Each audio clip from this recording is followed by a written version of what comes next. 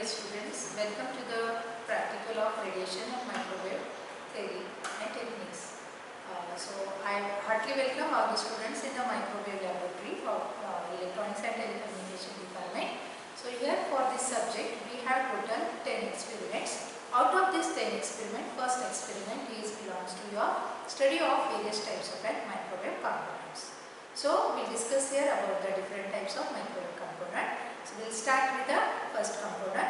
So before starting the microwave component, I would like to tell you that all the components that we are using in this microwave communication lab, those are operating at the X-band frequency range. As you know that the frequency spectrum, L band, S band, C band, X band, K band, Ku band, and etc. So out of this X band, it is a frequency range which operating from 8 GHz to the 12 GHz of a frequency band.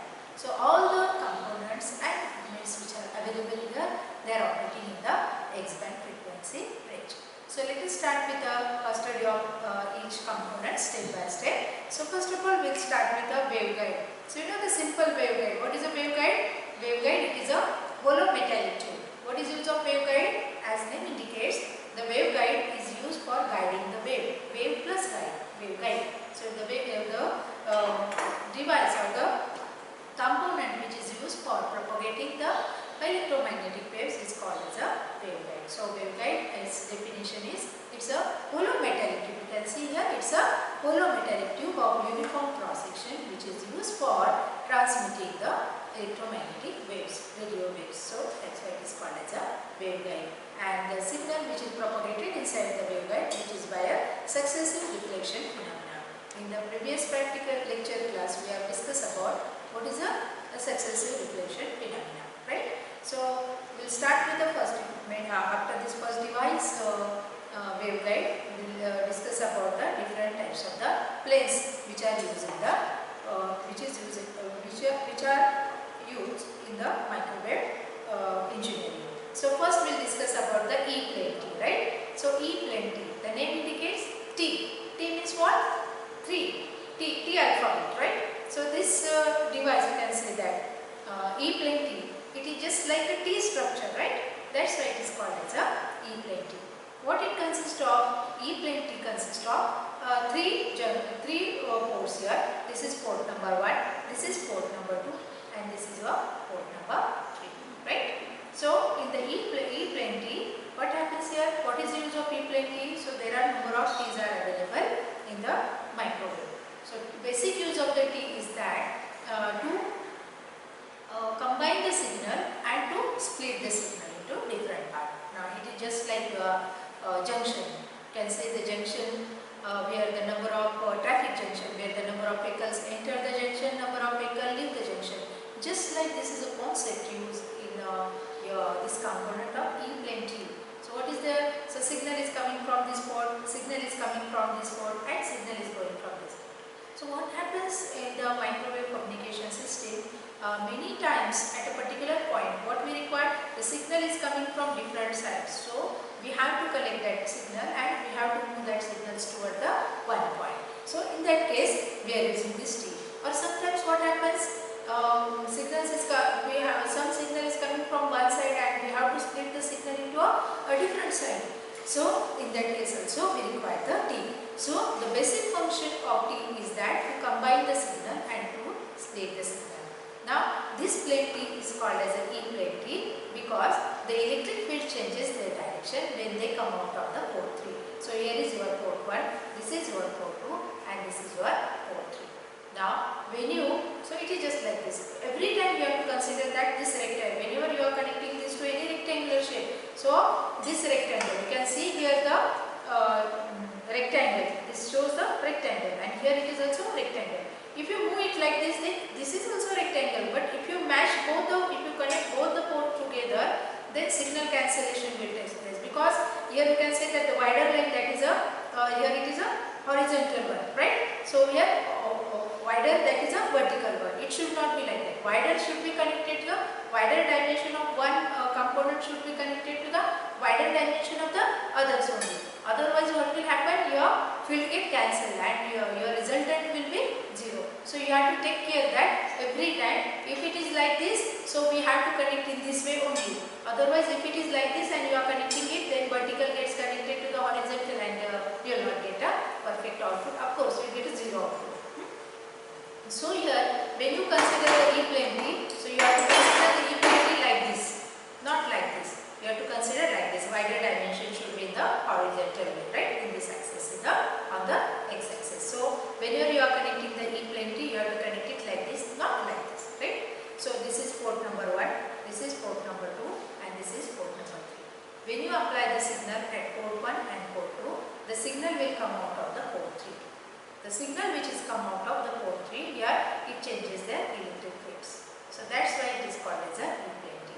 The signal applied here, suppose here you are applying the 10 milliwatts of signal and here you are applying the 20 milliwatts of signal. Then the signal which is come out of it, that is a 10 milliwatts of signal. That means there is a 180 degree phase shift occur between the port 1 and port 2 when the signal come out of the port. Similarly, you can consider here, if you apply the signal at port 3, that is to the E port. So it is called as a, this is primary port, this is your secondary port. So port 1, port 2, primary port. Port 3 is a secondary port which is also called as a E port, right? Now, when you apply the signal from port 3, sometimes it happens the signal is coming from one side and you have to split it to the different direction. So suppose your signal coming from this port 3, that is E port, and you have to split that signal into two parts. So signal get equally divided among the port 1 and the port 2. Okay? But whenever signal you are applying from port 1 and port 2, then the signal which come out of port 3, they are having a 180 degree out of phase shift. That's why when it is 20 milliwatt, 10 milliwatt, you are getting the output as a 10 milliwatt. So this is a E plane T. Similarly, E plane T, there is a H plane T is also available. Now see, this is your H plane T. Now again here the port 1, port 2, and this is a port 3. Port 3 is called as a side arm, or it is also called as a H arm. Okay? So it is placed in the field of magnetic field, that's why it is called as a H plane T, right? So here we are applying the signal at port 1 and port 2. You are getting the signal at port 3, that is nothing but your added signal. That is, suppose A1 signal is applied at port 1, A2 signal is applied at port 2. Then at the output A3, that is nothing but A1 plus A2. There is no any phase difference between them, right? Like your E plane T. In E plane T, there is a phase difference of 180 degree takes place between port 1 and port 2 when it come out of the port 3. But this is not case here. So here the signal gets added. So this is called as a H plane T. Now if you compare E plane T and H plane T, then you can observe here that, so this is where E plane T, right? Because we have to take the wider dimension of the x-axis. So this is your E plane T. By looking this, you will see this both are same, but there is a difference. This is your E plane T and this is your H plane T. Okay? I think you understood the point, E plane T and the H plane T. Similar is application for the H plane T, right? Similarly, there is one another. If you compare this E plane T and the H plane T, what will happen? So you will get an EH plane T. This is your EH plane T. So this is called as a EH plane T. EH plane T, as it is a combination of E plane T and the H plane T. So it is called also called as a hybrid T. Okay, this is also called as hybrid because it is a combination of your E plane T and the H plane T. So here you can see that this is your port 1, this is your port 2, this is your E arm, and this is your H arm. That is port number 3 and the port number 4. So here you are getting the exactly the same operation as that of E plane T and the H plane T. How you are getting? So suppose you want the application of E plane T, then in that case you have to terminate your plane T by the some match termination or load termination like this. This is your load termination or the match termination. You know, at low frequency circuit you are using the resistance as a load. So similarly at a microwave frequency, how we are building the resistance? You know that resistance, inductor, capacitor that we are using at a lower frequency circuit is not suitable to operate at the higher frequency circuit, that is at the microwave circuit. So the components are available there, that is resistance is available, inductor is available, capacitor is available, but their geometric shapes are different. So this acts as a match termination, that is as a load at microwave frequency. If you terminate your H plane T by this match termination, then what will happen? On this way, you will see that this is your as good as your E plane T. Similarly, if you want the operation of H plane T, so in that case, what you are doing? We are terminating this E plane T with a match termination. You are getting the operation of the H plane T. Now available ports are port 1, port 2 and your H port. So you get and you have terminated the E port. That's why you get here the operation of the H plane. So similarly, you can whenever required you can use the combined effect also E plane T and the H plane T. So here also you can identify all the stoichiometric characteristics of E plane T and the H plane T. So there is one concept of stoichiometrics that we will discuss in the next practical wherever it is required, right? So another component for the microwave, that is the bend. So this is called as a bend. So this is your E plane bend. This is called as a bend. So what happens sometimes your signal is in microwave link, the signal we are propagating from one point toward the another point, right?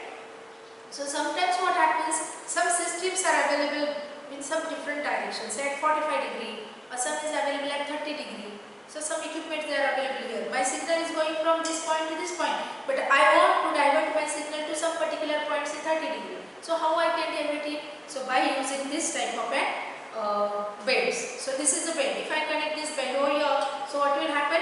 I will bend it toward the, so whatever my signal is coming up to this point will get bended to this. So this is called as a bend. So again there are two types of bend, E bend as well as the H bend, depending upon our requirements. Okay. So bends are also 30 degree bend, 40 degree bend, 45 degree bend, 60 degree bends, like this, depending upon the requirement you can use the different bends. Similarly, this is a twist. Sometimes we require to twist the signal by 45 degree. Okay, my signal is coming here and at this point my signal is coming and I want to twist my signal to some particular point. So what I have to do? I have to use the twist. So signal get twisted by 45 degree. So my signal is going like this, but I want to twist it by 45 degree. So it will get tilted, it get twisted by a 45 degree. So for this purpose we are using this twist. This is called as a microwave twist. 45 degree microwave twist, 30 degree, 45 degree microwave twist are available, but 90 degree twist are not available. Okay, why? Because the signal cancellation will take place. So the 90 degree twist is not available, right? So next is your this one. This is called as a directional coupler. It's a very good component that is called as a directional coupler. What is a directional coupler? Directional coupler, it is a flange inbuilt waveguide assembly. What it consists of? It is a flange. So you can see here that this is a waveguide assembly. Here it is a flange. So it is called as it's a flange waveguide assembly. What is use of this directional coupler? Basically, first see its construction. It consists of 4 ports, port 1, port 2, port 3 and this is the port 4, right? So this port is called as this port of waveguide is called as this waveguide is called as a primary waveguide or the main waveguide. This waveguide is called as a secondary waveguide, right? Secondary waveguide or auxiliary waveguide, right? So here in the by manufacturer itself they are terminated this with the match termination. So here actually available ports now 4 ports are available, but 4th port is already terminated here, right? So port 1 and port 2 now when I propagate the signal from port 1 toward the port 2, then I will get a maximum signal here, right? Now what is basic use of directional coupler? Basic use of directional coupler is to sample a small amount of power, okay? Because microwave deals with the power, we are propagating the power. The waves we are propagating electromagnetic waves, they are associated with the power. So this is used, directional coupler is used to sample a small amount of power for measuring purpose. Suppose there is my communication system, is microwave communication system is available or microwave link is available. I am sending the signal from source towards the destination. And I want to measure what type of the signal is propagating to it. So in that case what I am doing? I am sampling small amount of signal, say only 1/10 of part, 1/100th of the part of the signal I am sampling, and this is sampled through this port, okay? So that is the main use of a directional coupler. So it is used for coupling, it is used for sampling the signal, that's why it is called as a directional coupler. It is coupling that signal which is used for measurement purpose. That's why there is again so many characteristics of directional couplers are there. There is one practical, 4th number of practical is there to find out the various properties of the directional coupler. So in that practical we will discuss in detail what are the properties of directional coupler, what is the relationship between the port 1 and port 4, port 2 and port 3, like this. So that thing we will discuss in that practical in detail. So this is a directional coupler, one of the important component used in the microwave frequency. Normally in the radar system these types of the components are circulator. Okay, circulator. Circulator is also there and isolator is also there. Suppose if I terminated this point, so here you can say this is my one component consisting of now only two ports, port 1 and the port 2, right? So what is the isolator?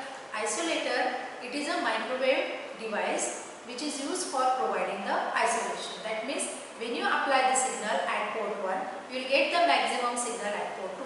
Suppose this is my waveguide system, right? So here is my waveguide system, signal is coming from this point, I have connected my waveguide here like this, and this isolator is used for propagating the available signal at this port toward the source, and this side I have connected the destination, that is my load. So signal go toward the load. And when by chance, as you know that we have already discussed the concept of standing wave, right, reflection in the previous lecture. So what we have discussed there, that whenever there is a mismatch between 2 points, between say this isolator and some rest of the circuitry, then what will happen? The signal which are propagating from port 1 to the port 2, which is going toward the destination, the whole signal will not get absorbed by the destination. So due to the impedance mismatch, some signal will get reflected back. Now you imagine some reflected signal comes at the port 2 of isolator, then what will happen? This side there is a source, so that signal will reach toward the source side, and your source, it creates the instability in the operation of the source. That's why here we are using the isolator. It is used for the isolation purpose. It provides the maximum attenuation when signal comes from port 2 toward the port 1. Okay, that means that reflected signal will not reach towards your source and it will not provide any kind of the instability in the operation of the source. That's why this isolator is always brought after your source. So isolator, it is a device, it is a 2-port device consisting of port 1 and the port 2. It is used for propagating the signal from port 1 to the port 2. It provides the zero attenuation when signal propagate from one port to the second port, but it provides the infinite attenuation when signal propagate from port 2 to the port 2. Okay, so that is a function of an isolator. Like isolator, now I have connected here this termination, that's why I have only 2 ports. So if I have one more port available there, then that becomes your circulator. So this is called as a circulator. Now name indicates circulator, so it is used for circulating the signal. Suppose you are applying the signal at port 2, you will get the signal at port 2, but you will not get any signal at port 3. Similarly, if you apply the signal at port 2, you will get the signal at port 3, but you will not get any signal at the port 4. Similarly, why this happens? So why this happens? Because the electrical distance at a microwave and higher frequency, we are treating this as distance as an electrical distance, which is in the terms of lambda. Okay, so the distance between port 1 and port 2, it is lambda g by 4. Lambda g, it is your guided wavelength that we discuss in the lecture. So distance between port 1 and port 2 is a lambda g by 4. Distance between port 2 and port 3 is also lambda g by 4.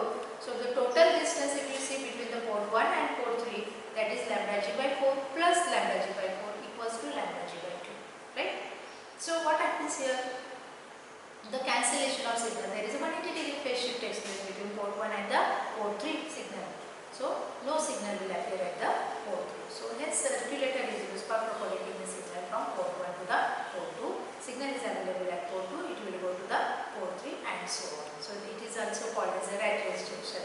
So we are applying at one point, it is coming to the second, from second it comes to the third, from third to fourth, like this. Whenever you want in the microwave communication system to circulate the signal at different points, so there we are using this kind of the circulator, right? I hope you understood the circulator. Then there is a match termination. This is called as a match termination. You know the match termination, this is also act as a match termination, and this is also act as a match termination. When you want to connect load at the output side, we are connecting it to this match termination. That means it is negative. So it is like your resistance, you are using fixed resistance as a load. So like that, at lower frequency like that, this is acts as a load at a higher frequency, that is at the microwave frequency. Their dimensions are chosen, A dimension, wider dimension and the narrow dimension, they are chosen in such a way that they are operating in the X-band frequency range.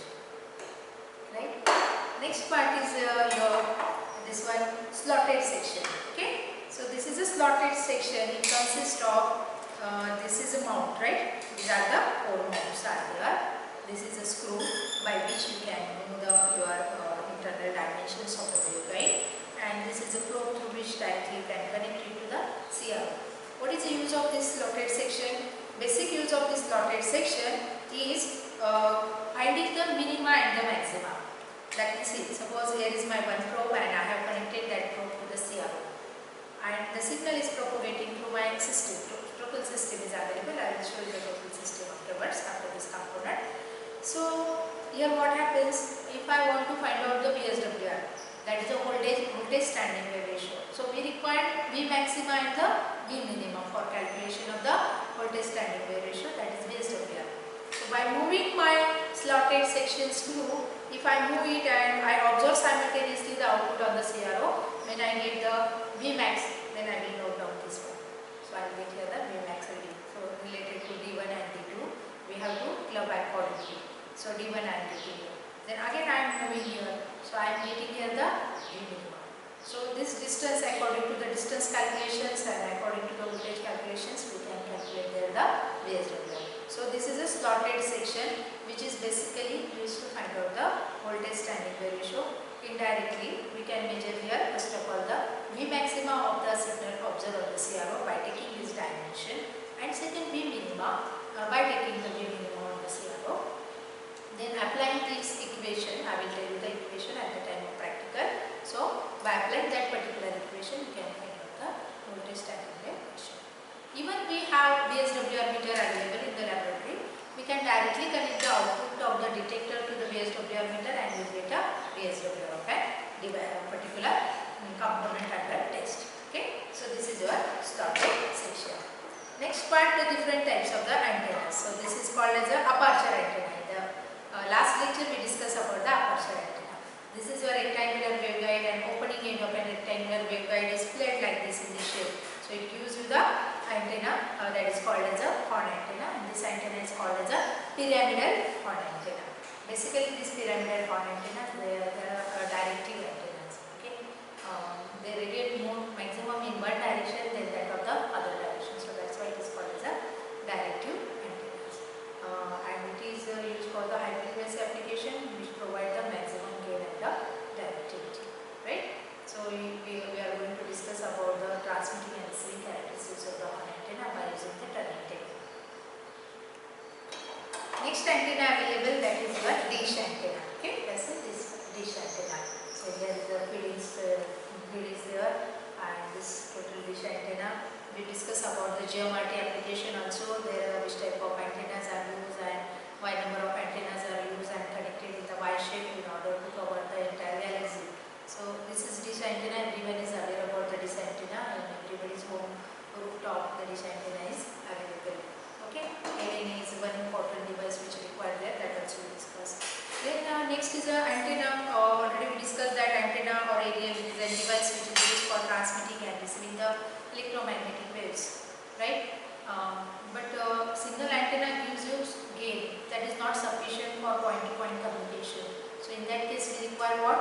The array antenna, right? So this is a printed array antenna, you can say. This is the array antenna, and here you can take an example of Waveguide antenna. You might be remembering that in our microwave lab we have built there the Waveguide antenna which was invented by scientists Yagi and the Uda. So there we are using the number of dipoles are used there. Some at the middle side we are giving there the center feed input is given, because antenna is a passive device, so we require to supply some signal to it in order to radiate the signal into the free space. It consists of directors as well as it consists of the reflector. That means I need to say when the number of antennas are connected together in a certain configuration, then we can say that forms the antenna array.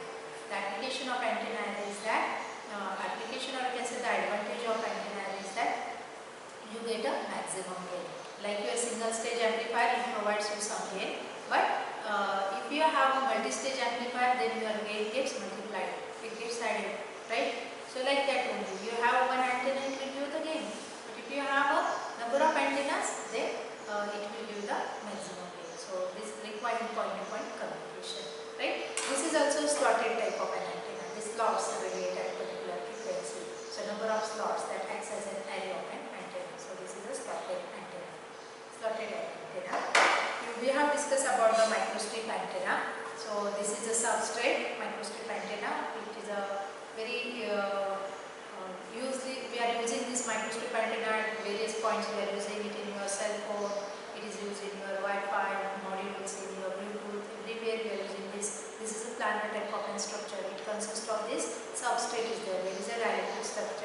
On the upper side of the dielectric substrate there is a metallic patch, and the lower side of the dielectric substrate also there is a metallic rod plane.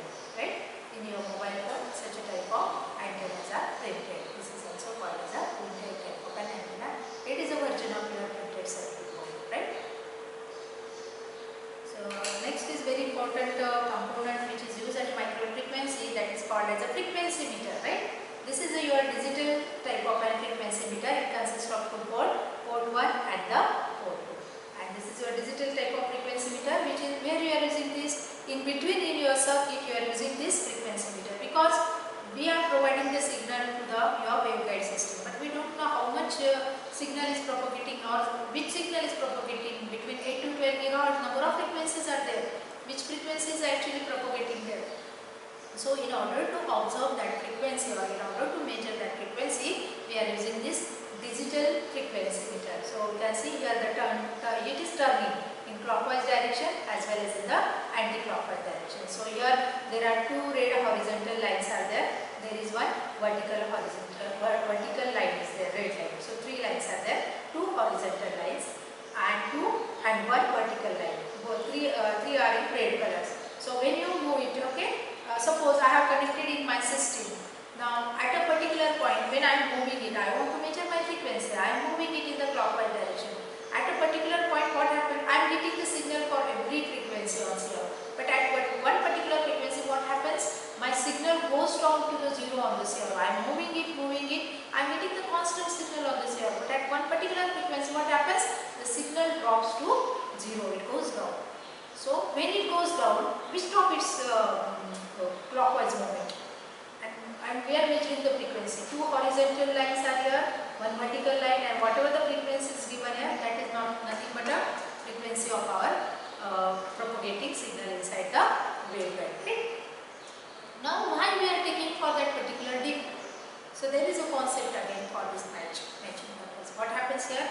Now I am sending the signal here. I am moving it, means what I am doing here? I am changing the wavelength. Okay, inside this it is wrapped with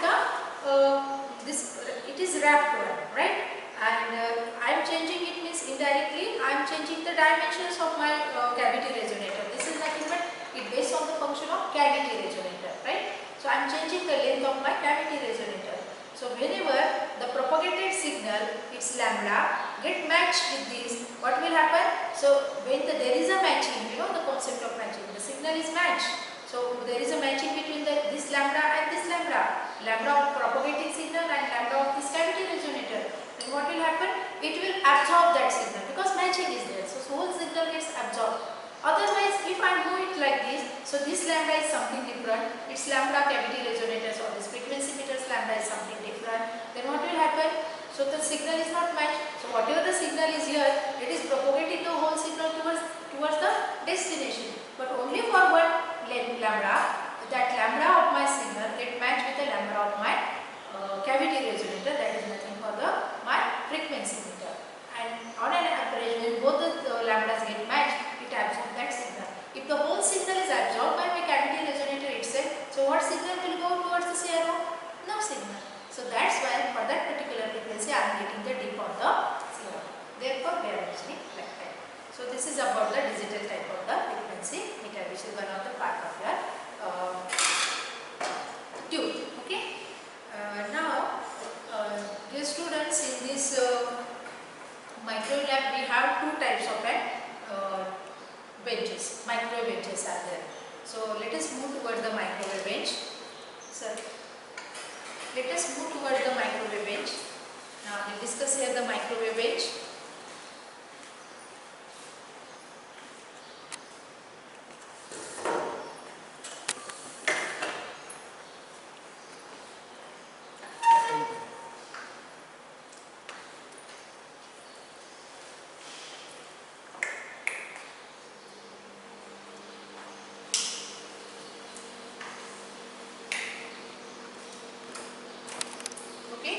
This is our microwave bench. What it consists of?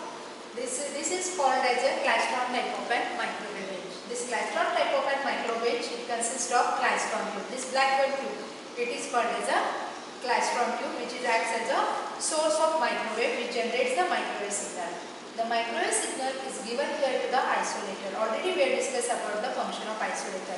Isolator is always the next block for any microwave edge after your source. So its function is to propagate the signal from port 1 toward the port 2. But if any mismatch comes from port 2 toward the port 1 and causes the instability of my source, so it will avoid that instability. It will not allow any signal to pass from port 2 to the port 1. Okay, fine. Next part is my just now we have discussed about this. This is what? This is my digital takeoff and frequency meter. Two red lines are there horizontally and one red line is there vertically. So it start measurement from 8 gigahertz toward the last measurement is a 12 gigahertz. So for all frequency I am getting the maximum signal on the CRO, but for one particular frequency I am getting the dip. So you can look at here. If you can see this CRO, then you will come to know about this. This is my CRO.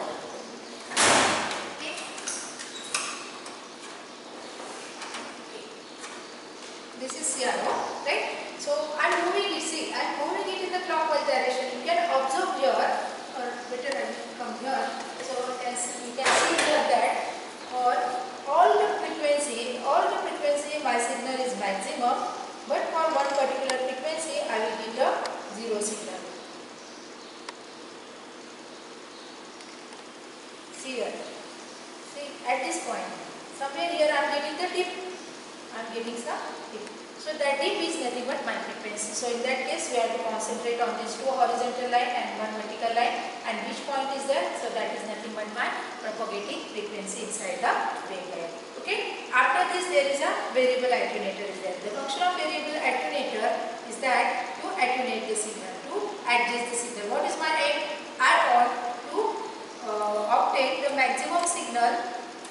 I want to obtain the perfect square wave signal on the CRO. So in order to obtain that, I am doing here this exercise that I will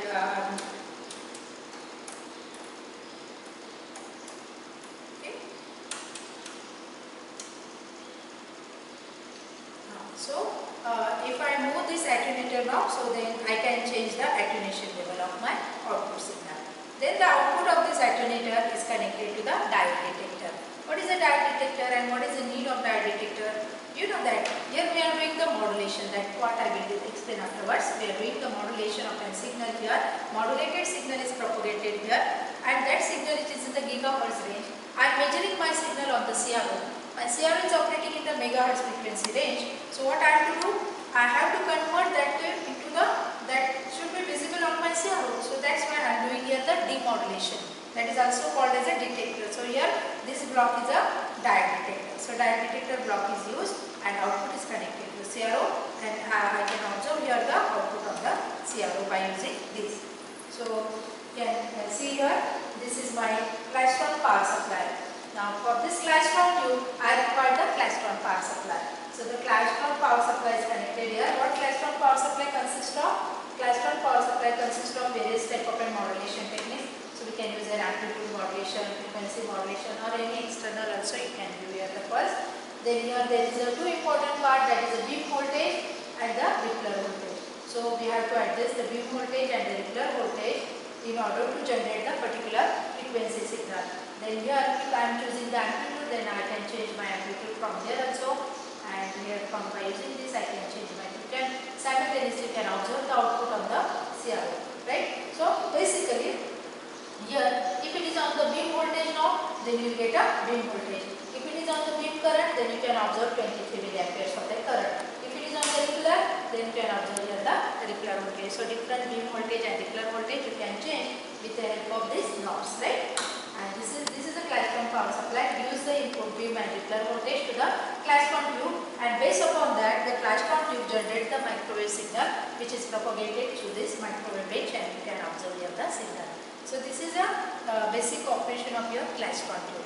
All the components available here up to this part, they are operating at the X-band frequency range, that is from 8 gigahertz to the 20 gigahertz.